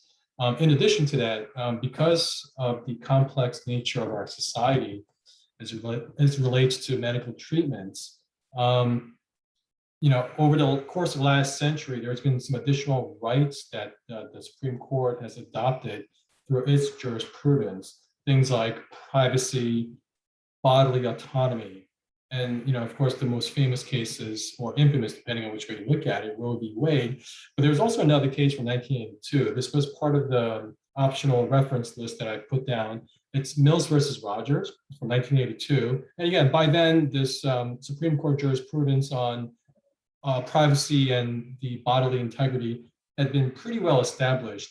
And here, the case basically deals with those, it's a class action suit of patients who were committed to a mental institution, and they were forced to take certain antipsychotic medication against their will. And here the court said that type of forced medication is unconstitutional because there are some common law doctrine in the area of tort law that says one cannot trespass against other persons or property. And this is certainly a trespass when you invade into other person's property for some kind of a unwanted action. And likewise, battery also applies too, because battery deals with like an offensive touching of somebody. And the law is pretty clear that that is impermissible in the modern context. So that's another interesting case to look at, because by 82, you know, we have the jurisprudence developed that kind of caught up with the modern medicine, where it took into account where certain things that are forced by state action is sometimes highly undesirable and very troublesome. So that's really what the case stands for. There's another companion case that I had mentioned. We'll just touch on it briefly and then we'll go to the next person. This is Cruzan versus Missouri Department of Health. And the issue here is that the person here, Cruzan, I think she was in an automobile accident. She was badly injured where I think she was in a coma stage. And basically, she was in like a vegetative stage. So her surviving parents filed a petition asking the court whether if they could discontinue the life support, the life-sustaining treatment. And that's really the case. And here the court held that normally a person who is alive and competent does have the option to decline medical treatment, but because Ms. Cruzan was in a vegetative state, absent any kind of like a healthcare proxy, living will, healthcare directive, her parents could not just come in and just unplug the life-sustaining machinery. So here the court said the person who is in a vegetative state, they do have certain due process protections so that their life, liberty, and property their rights are not deprived. So that's what the case stands for. So again, there's a lot of different cases that really test the limits of what rights do we have versus when confronted in a very adverse medical condition. So I guess we're kind of done with the cases for now. We'll go to Tara, and after that, if we have enough attendees, I do want to try out the breakout room session. And we do have a topic just for the breakout room session. So let's go to Tara first, and then we'll go to the next segment. I just have a question. Have we not seen throughout time that public health trumps private rights, like on a repeated basis? And have courts not upheld that repeatedly? For example, I could be wrong about the court thing, but when was the measles outbreak in Brooklyn? Can anybody remind me? Was that last year, February, January? And what did the city do? And what did the courts uphold? Okay, thank you. Okay, thank you for those comments. Tara, I think the term public health is sometimes very loosely defined by different people. You're talking about measles, but what if somebody said, well, public health also includes high blood pressure, being physically fit, low cholesterol? I mean, you can really go down the list. And again, well-being is a good, Now, here's the thing. Do those things constitute public health? And the reason I mention that is because measles is a communicable disease, public health issue. COVID is a communicable disease, public health issue. When was the last time somebody caught hypertension from their relative? When was the last time somebody caught high blood pressure from their coworker? When was the last time somebody caught diabetes from their neighbor? Never, never. Okay, so I think Tara's kind of interpretation of or approach to public health are primarily the infectious diseases. That's a fair point. But again, there are other people who take a more kind of a wholesome approach to public health, which includes things like mental well-being, physical well-being. I mean, there's a whole host of things. Again, these things might be okay on an individual basis. But again, going back to Ramsey's reference to the Wicker v. Filburn case, look, if 100 million people have decided that we're just going to stop exercising and eat junk food, well, there's going to be some ramifications. Commerce Clause comes in, they're going to start dictating what's on the food menu. I don't know. I mean, it could really be a case of unintended consequence. Ramsey has his hand up, and after that, we are going to try the breakout rooms. Go ahead, Ramsey. So yeah, I just did want to also touch on what you were essentially saying with Wicker v. Filburn and some of what Tara was saying with public health and like the nature of diseases like COVID versus diseases like diabetes. So quickly, what you were saying about Wicker v. Filburn, the Commerce Clause and Congress' power to step in, people don't realize that that's actually how we got a lot of civil rights through in the South. The states could not be counted on to actually pass decent civil rights legislation or give Black people the right to vote. So the federal government stepped in and they basically, through a series of court cases and lawsuits, they struck down a lot of the racist state laws. I think there's a famous case, Katzenbach V Mcclung, that's the famous case where it was established that it was unconstitutional for a restaurant owner, a diner owner, to discriminate against Black people based on interstate commerce. Because even though he was that one diner owner, he was right next to the highway, and his impact and if his aggregate impact, if other diner owners chose to take the same route, could freeze basically and chill the effect of African Americans coming to that state and to that region, and could have a negative impact on interstate commerce. So the thing is, though, yes, the interstate commerce doctrine can be sometimes kind of tenuous when sometimes people think about it, but yeah, a lot of things that we don't realize have an impact on commerce because we are a single nation and we have free arteries of trade and commerce and movement, and we all interact with each other all the time. So when you're spreading a deadly disease, that's enough for Congress to step in. That's the first point. The second point was how Tara mentions the nature of COVID versus diseases like diabetes and hypertension. It's also really, and you mentioned this a little bit too at the beginning, Thomas, it's really interesting to me how Ted Cruz is championing the phrase "your body, your choice" when his state just passed some of the most restrictive abortion laws in the country. So to me, that is ridiculous. It shows hypocrisy when, oh, you're okay with people having a choice over their bodies when it's spreading a communicable disease that can kill everybody, but a woman making a private, personal choice that impacts literally nobody else, that you can't stand. That is what you have to get involved in. I say my piece. Okay. Hypocrisy is on both sides. Okay. Duly noted. All right. So on that point, actually, Ramsey just segued into the breakout room. So we're going to try this breakout room. We have about 20 attendees, so 10 individuals per breakout room. It'll be assigned automatically or randomly.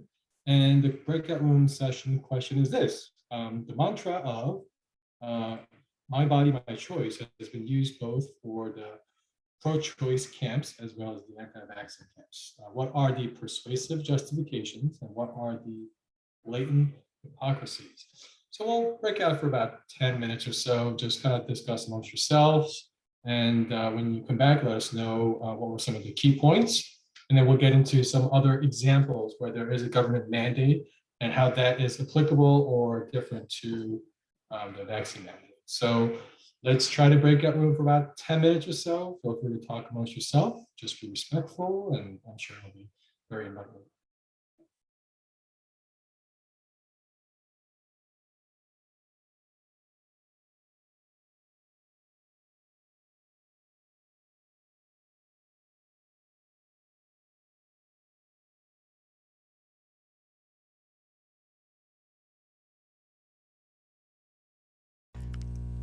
Great debate tonight. I admire you for this. Is excellent.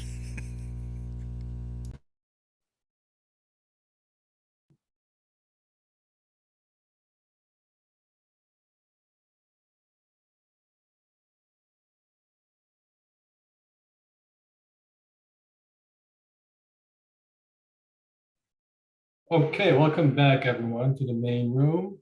If there's any highlights from your group's discussion about comparing the vaccine mandate to abortion, feel free to share some points. Anyone? I'd like to share a point. I just think that it's ridiculous that adults can't have conversations and disagree on things without attacking each other. It's ridiculous. And I thought that this forum was going to be a place where we can debate things and we can bring up different points and different sides of things and have a conversation. It's really ridiculous and it's embarrassing. So I don't think the issue is that people aren't debating. People are debating with you, but we disagree with you, and we should be allowed to disagree with you. No. No, debating is one thing. When when attacks start happening, that is a different thing. You can bring up a debate. When we say when we bring up data and we bring up different points and things like that, attacks shouldn't happen. Well, you never presented any No, data. wait, You wait, just said you were going to. You never presented. I'm not really addressing anyone else. I'm just bringing up a point Okay. about. Yeah, I'm not really addressing anyone. I'm not really looking for anyone to respond to me. I'm just bringing up something that stood out to me in our breakout room, is, you know, responding to the question. Okay, thank you for sharing those observations. The whole point of having a breakout room is so that it's in a more kind of intimate setting, so that people could air their differences and freely express, as opposed to a larger group. But I guess perhaps that didn't go very well. Let's see. What about Kyrie and Rams? You guys want to share your experiences? Yes, hello. Thanks, Thomas. I noticed in my breakout room, no one actually cared about your question, Thomas. No one, I just feel everyone knows here where I stand. Well, some people may not. I do believe this is unconstitutional. I believe it's a bull crap. If it is going, and you know, I do hear this from, I'm sorry, I'm outside. I'm outside. I do hear a lot of the my body, my choice argument from, you know, more left-wing individuals. We are talking about women's rights and certain other issues, but mostly centered around women's and bodily autonomy and Roe v. Wade and all that good stuff. And I hear that cry so loudly for that.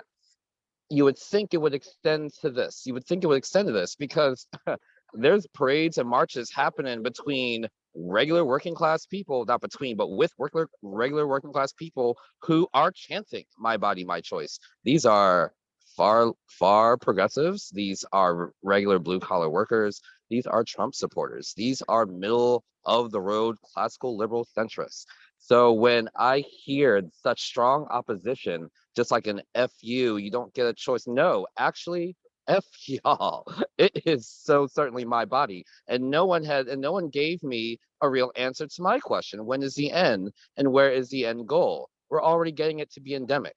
You know, there's data out there that shows so much else. I'm not going to go into it, but there's so many other perspectives and scientific perspectives, like expert opinion, that go against this narratives. It's vaccine or bust. So I don't understand when this ignorance of scientific opinion, or at least only just one kind of scientific opinion to base all this on. You know, even someone even explained to me what it takes to get to being endemic and how we're getting there, which I do appreciate. However, the bull part about it is, in the other part of my question that I asked, we just flitted away this percentage of people who are still dying of COVID who were vaccinated, and which is a far greater percentage, whatever the real percentage is a greater percentage of those who have actually died of this disease. It's crazy that we're doing this much for something that is not as deadly as the media is making it today. This is not last year. And we all have to do something to move on. If this continues, those same people, working class people, Trump supporters, blue collar workers, far left progressives, they are not going to react kindly. I don't know what's going to happen, but that's my 2 cents. Okay, there was a lot to unpack there. Oh God. Okay. First off, I want to say that nobody is attacking anybody. If you state a claim, you should have the data to back it up. And if you don't bring that data, people will call you out on it, and people will say, oh, that's not reliable data. That's not the same as attacking you. That's just calling out the fallacy in your You argument. have to give an opportunity for someone to bring data before you call it bullshit. Please? Can I finish? Secondly, what people can do to move on from COVID is get vaccinated. That's what we can do to move on from COVID. This idea of, there's a lot of people who have died of the vaccine, that's not true. None of that has been verified. Secondly, I like this idea that people are saying that liberals are hypocrites because we don't recognize the my body, my choice mantra for anti-vaxxers. the circumstances are wildly different. That's why we don't recognize this mantra for the anti-vax movement, because this is said it is spreading a deadly disease. It's not a personal choice between a woman and her doctor that only impacts her. That is totally different. Can I just say it's not really an anti-vax movement? I just want to clarify that point. It's not that. No. Please let me finish, because you brought this up. You said, "Oh, these blue collar Trump supporters are chanting the same mantra." But it's not an anti-vax movement. But Ramsey, but please, it's not an anti-vax movement. What this is. Hang on, guys, please, one at a time. Sorry, hang on. Can I please finish my point? You can if you do it accurately. It's not anti-vax movement. You were the one who brought it up. Ramsey, yes, I did bring it up, and I did not clarify it as. Guys, I'm gonna have to mute both of you guys. Can't talk over each other. I can't hear you. I'm trying to finish my point. Okay, please finish. Okay, it's just, to me, honestly, that's just such a false equivalency when you are saying, "Oh, my body, my choice." Oh, why aren't liberals getting behind it? Liberals aren't getting behind it because they know in this circumstances it's wildly different. It's killing people. It's not a personal choice. It's not something that only impacts you, and that's why they're not getting behind it. So co-opting this mantra and saying and trying to categorize it as if, oh, see, we're behind that same autonomy right too. No, sorry, that doesn't fly. It's complete. It's so intellectually dishonest. All right, Roman and then Rory. Yeah, actually, I agree with a lot of points that Kate Davis made. Basically, when does this end? Like, how far are we pushing? Various mandates. Are we looking to get 100% of population vaccinated? Do we want to get 0 cases? This just seems unrealistic. In the meantime, we see that these mandates, they have detrimental effect on economy. We see the statistics that 5% of people who left the workforce, they left it because of the mandates. We see the recent poll that 72% of unvaccinated people, they're ready to leave work if they're going to be mandated. Yeah, I think, we can have a good discussion as to, just having appropriate, appropriate actions. We should not forget about the masks. We should not forget that we have new treatments. There's monoclonal antibodies. Actually, some doctors are not aware of it and don't offer it as an early treatment for the COVID.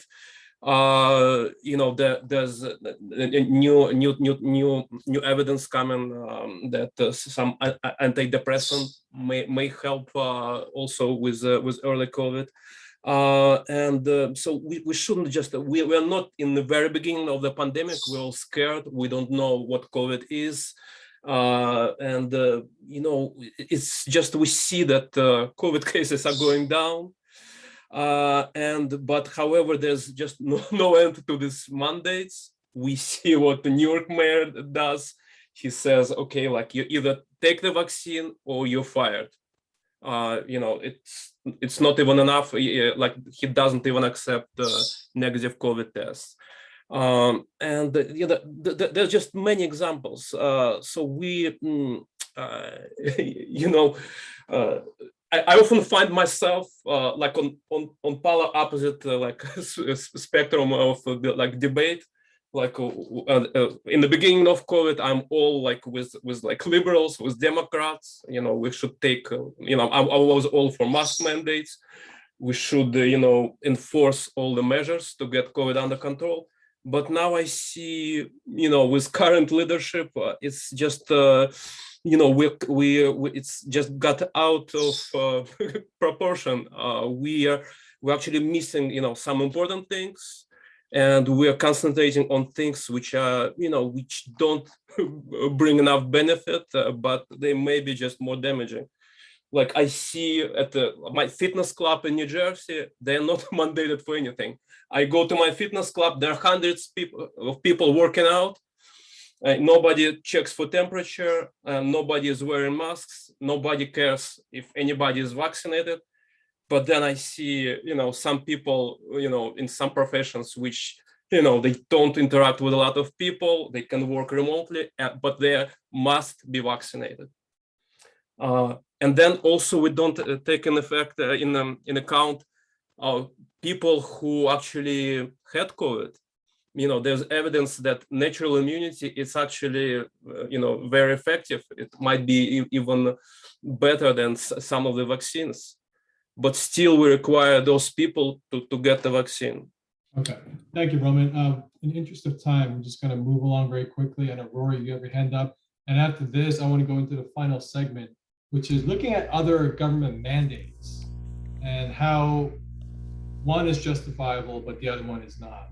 And let's see if some of these principles that we've talked about tonight have a consistent applicability. So, Rory, just very briefly, if you can. Very, very, Ramsey, you're wrong, because when you say my body, my choice, you're saying how, oh, this applies. No, it's my body. Sorry, guys. Now, the same thing, if you want to fight, it's a woman's body. Yeah, it's her body. But you have to stop and understand something. I think that when you get down to the fundamental argument tonight, you want to put a shot into me if I want it or don't want it. And you'll sell it. You say, oh, it's for the greater health. Well, what about how many people, if women keep having babies and they're abandoned children, and we have all these single parent homes, you didn't look at that as an infection. You didn't look at that as a gross a plague on the society, but it is. I was a single parent of 4. I'm all for abortions up to 3 months. If you can't figure out that you're pregnant and you want this baby after 3 months, maybe you don't deserve the baby. Really? Think about that for a second. But really, you have to understand something. No one's denying that COVID is bad. No one's denying that they want to do something about it. I'm just telling you, I don't want you to stick the shot in my body. Okay, fair enough. I do want to move on just because I think we've heard both sides sufficiently. So Ramsey, just hold that thought, because I do want to test the limits of when certain government actions are permissible. So for instance, let's take a classic example of the seatbelt laws. Again,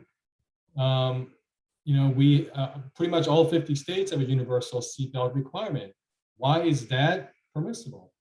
Does anyone find that objectionable? No one? Rory, go ahead. You don't have to wear a seatbelt in a car. If you get caught, you get a ticket. You don't go to jail. You don't lose anything. You don't lose your job. But because I got stopped in New York City, and New York City's able to detect if they could see it across your body, and they just pull it over. It's money. So if you don't wear it, you get a ticket. That's about it. Nothing else happens to you after that. Fair point. I believe most jurisdictions, the ticket penalties are probably $50 to $80, maybe $100. Again, using the same standard used in Jacobson case of 1905, no vaccine, well, pay a $5 fine. Back then, now it's like $150. So isn't it just like a similar enforcement mechanism by the government? How is that different than, in terms of the consequences? Again, not wearing a seatbelt, Rory said you pay a penalty. Jacobson said, well, no vaccine, you pay a penalty. That's the cost of living in a society. Oh, there was one other thing, Thomas, you're a lawyer. I'm sorry, I don't mean to, I apologize for interrupting. And I also believe that if you're in a car accident and you did not have your seatbelt on, that you would not get something like 50 or 60% of whatever the settlement would be. That would be extracted as well. So that was one, because I remember that when I studied a couple of the cases, that if you didn't have your seatbelt on in an accident, you lose a lot of money. Does anyone else find any objections to seatbelt laws? Should you have unfettered right to not wear a seatbelt, not be restrained while you're sitting in your car? I do. Yeah, please tell us. I think it is unjust. The seatbelts were tested for taller people and heavier people. I'm a small, thin person. I also turned off my airbags because, again, those were tested for people who are larger and taller. And the numbers don't show how many people's lives have been saved due to not wearing a seatbelt. Okay, so you're proposing to prove a negative. So because we don't have the data, we cannot ascertain the number of deaths that we would have prevented. What about this question, Tammy? What about like child car seats? You know, like those in the back for little kids? Should we get rid of those too, right? Any thoughts? No, because I think a child doesn't know how to buckle up or stay safe. I think that it is a good thing. Okay, so for children, since they don't have choice, they're at the mercy of their parents or guardians or adults. Okay, fair point. I'm just trying to see if there is some kind of like a consistency in kind of the train of thought.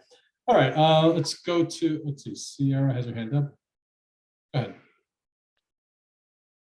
Yeah, so one of the main differences I would say with a seatbelt versus a vaccine, you know, mandated seatbelt versus a vaccine is there aren't a list of risks for wearing a seatbelt. I feel like people, for the most part, understand that a seatbelt saves you and they don't have a problem with wearing one. And if they do, as Rory pointed out, you get a ticket.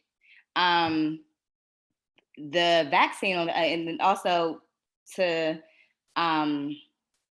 emphasis on saves your life. The vaccine, on the other hand, there are risks associated with the vaccine. We don't know all of the risks. Another point is for seatbelts. They've been worn for decades. We know what it can do. We know what it cannot do. We know the harm that it can cause. We know that, you know, so I think very different. Okay, so it sounds like the argument that I'm hearing from Sierra is that at least with seatbelt, after decades of the laws that went into effect, there's some data, as opposed to with the vaccine, it's like, you know, emergency use authorization, very new. Let's see what the data says and proceed with caution. Did I characterize that correctly? More or less. Ramsey, and then I want to move on to another example. Ramsey, go ahead. So yeah, I'm just gonna say one thing. So Rory, what you were talking about, again, it really misses the forest for the trees.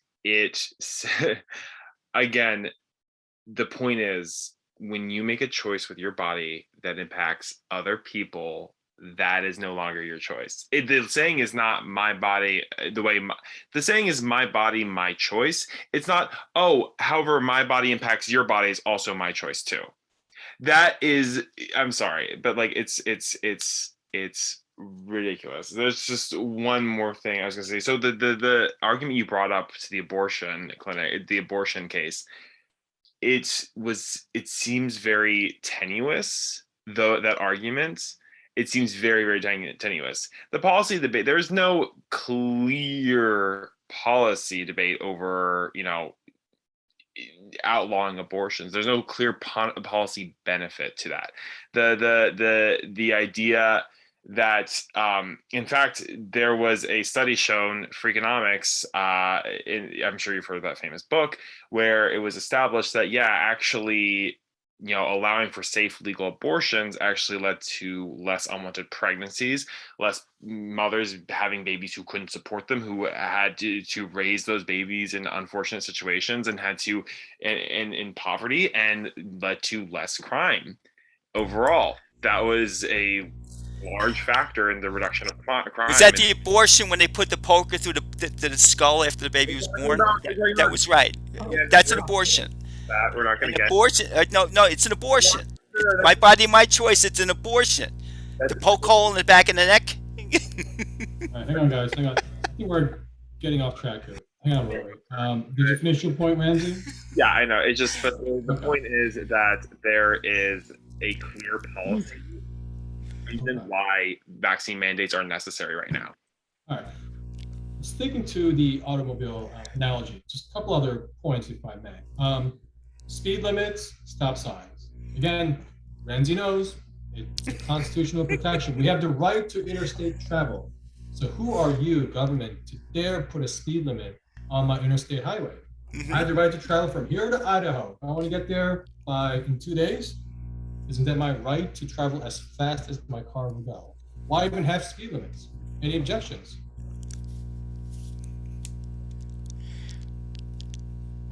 No one? No objections to speed limits. Okay. Cal, you have your hand up. Do you have anything to say about government mandated speed limits? Well, actually, no. I had a point about the abortion, but I can keep it for later if that's not for now. Yeah, no, I'm sorry. If you have something to say about abortion, please. Well, just something quick. I just think I'm not even gonna say against or in favor. I'm just thinking that people's argument against abortion is not allowing the female to make a decision for herself, is the feeling that she's making a decision for the baby.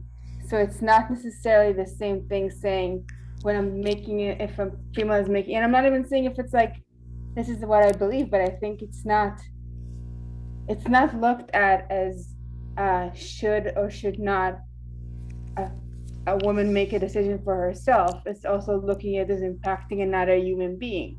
Maybe people on the other side don't think that there's another human being, so it's looked at as if it's a decision impacting only oneself. But I think this is what's missing from the argument. Okay, good point. I think what Tal is illustrating here is there's autonomy and then there's the sub-autonomy. So again, do you have to consider both or is it just autonomy? Fair point.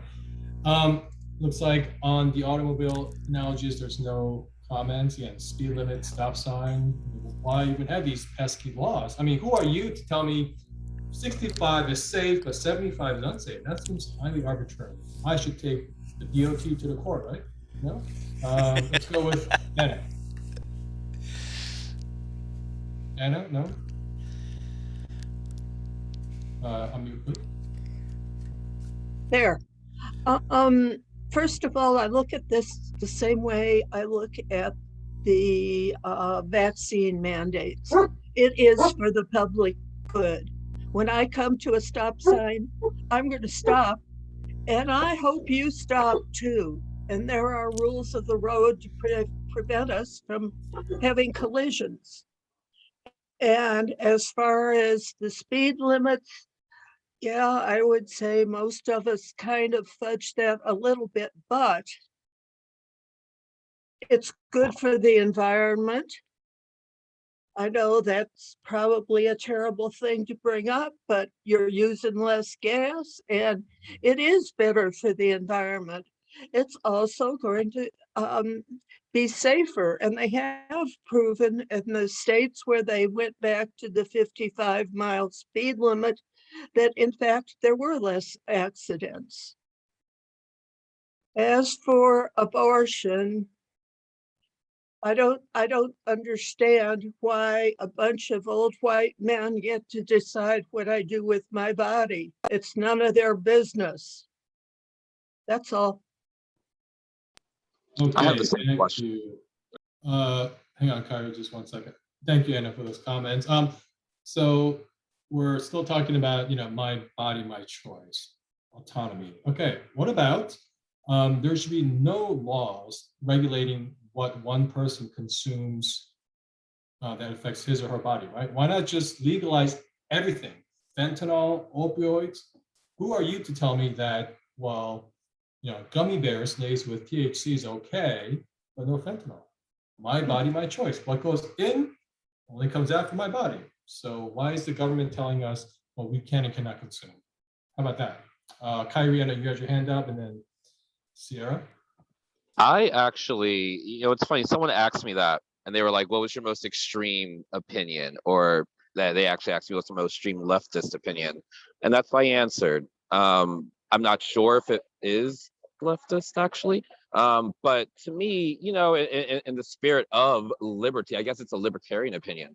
In the spirit of liberty, then yeah, you know, we're adults. We are adults. So at age 18 in this United States here of America, I can go and be thrown into maximum security prison if my crime is that egregious. I can go and die for my country in any number of the armed forces if I pass all the tests.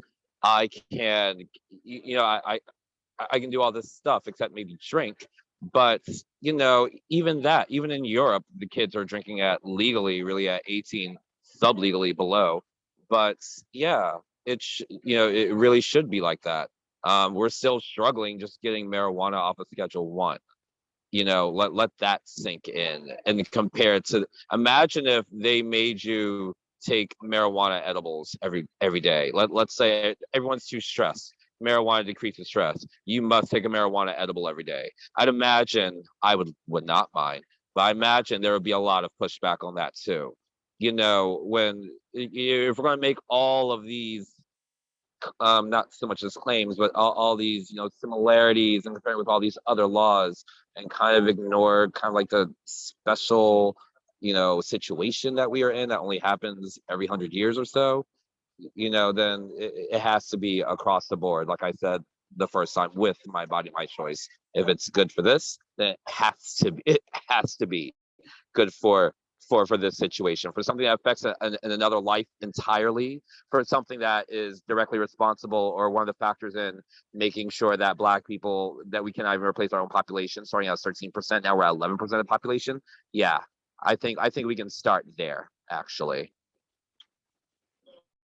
Okay, thanks, Kyrie. We have some other hands up here. Sierra, and then Fika. Hopefully I'm pronouncing it correctly, and then back to Anna. Sierra? Yeah, I raised my hand for the stoplight, but you know, since you brought up the other, I can't remember exactly what they were, but they'll kind of go hand in hand.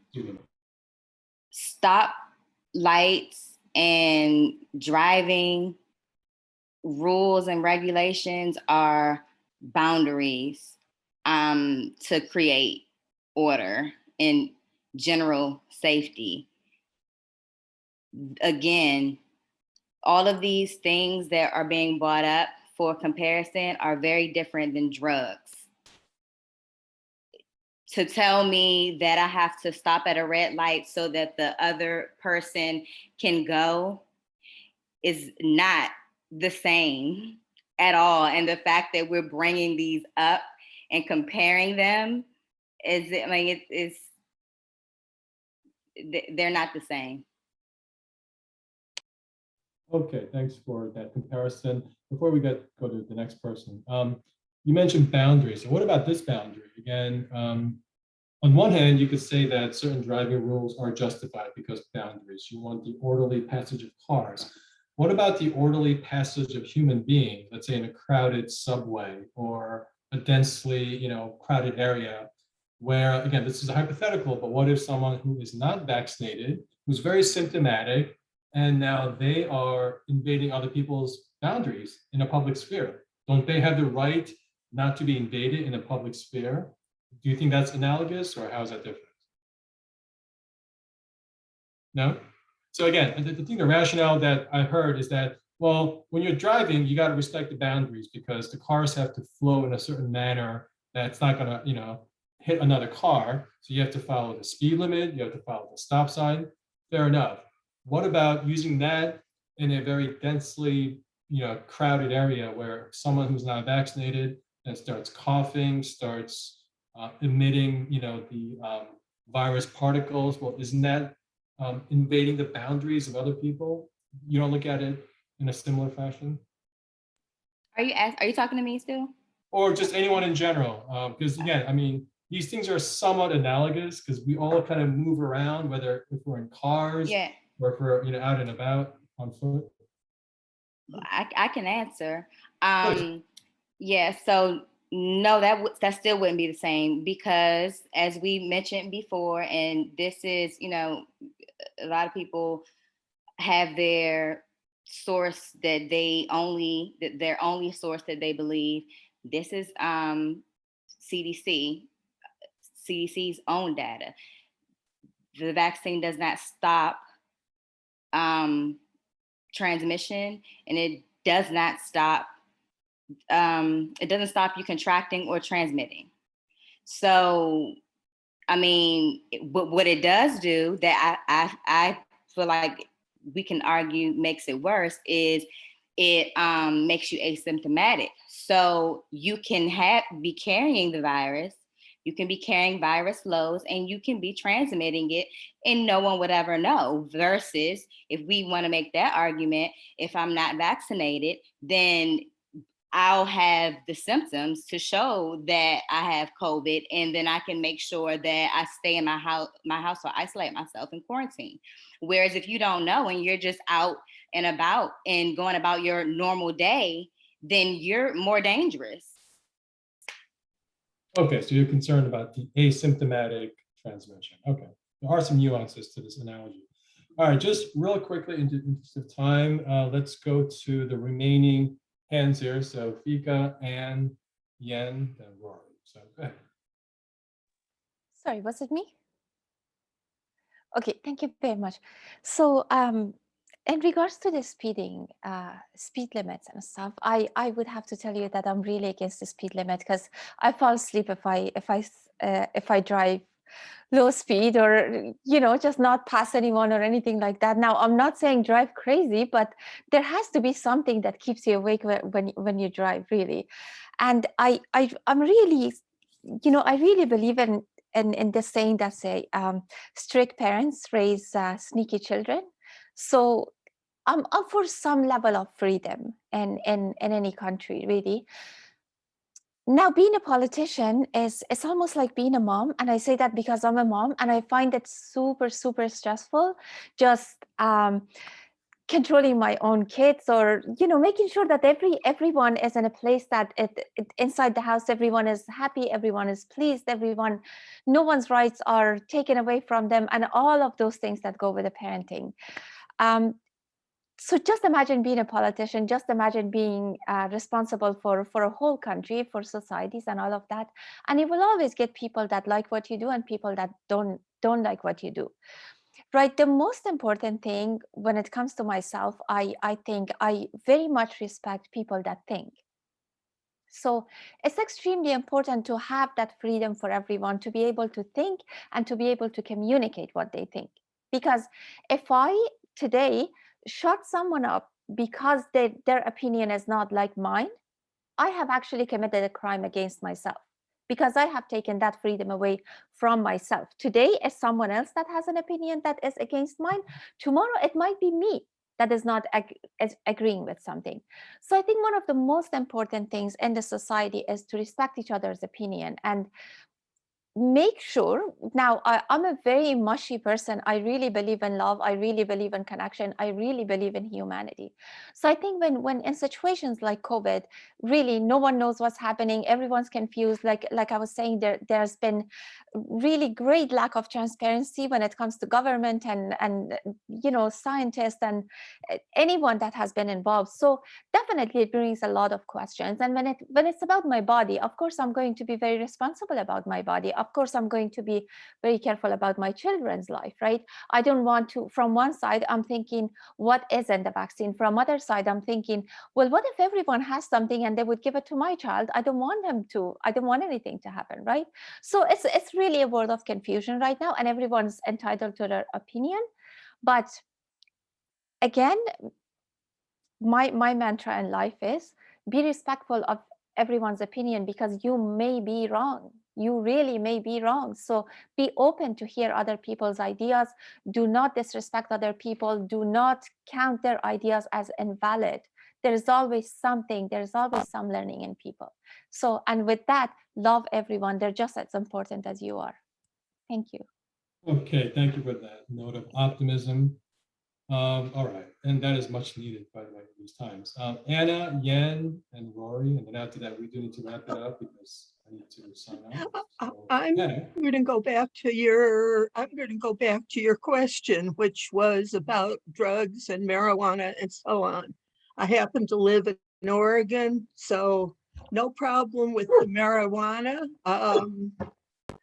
And I really think that the laws need to be amended in other states where there is a problem with marijuana, and those who were convicted for long sentences because of marijuana should be allowed and have their convictions expunged, etc. As far as the other drugs, I think we have a big problem with pharmaceuticals and the amount of influence that they are exerting and the amount that they spend. I mean, look, we couldn't even get a bill passed or get it in the current bill to just look at have Medicare. I'm sorry, the dog is terrible. He woke up to have Medicare look at prescription drug prices. That's totally ridiculous. I mean, who could be against that except a politician who's bought and paid for? So I think that's one thing we need to look at. Doctors overprescribe, but as far as the marijuana, it's okay. And in some states, including this one, if you're dying, you have a right to psychedelic drugs, for example. So I'm all for it. Thank you. Okay, thank you, Anna. And let's see, Yen, then Rory.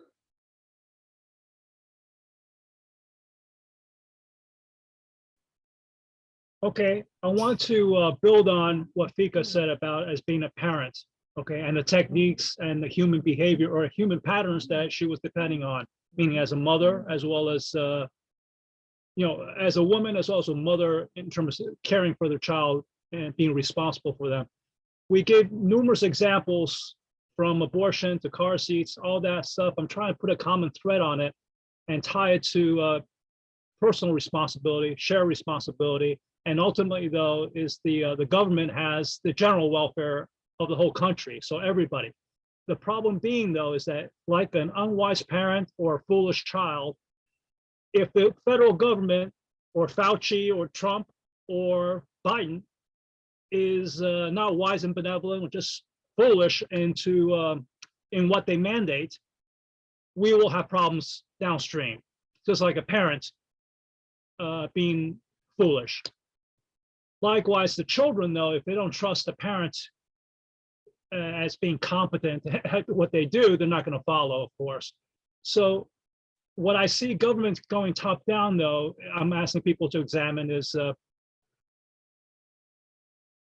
what they impose if it takes away personal responsibility, either by having you wear all those examples I was given, car seats or seat belts, all that stuff, or any of the rules that they make.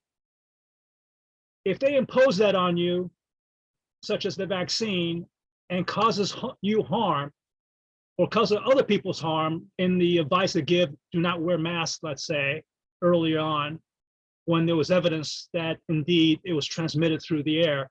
Okay, I've caught that. The research was there in February of 2020.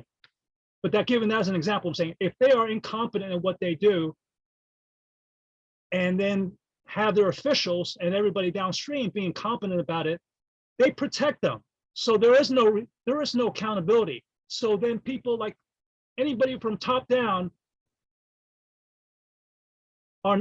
they suffer no consequences.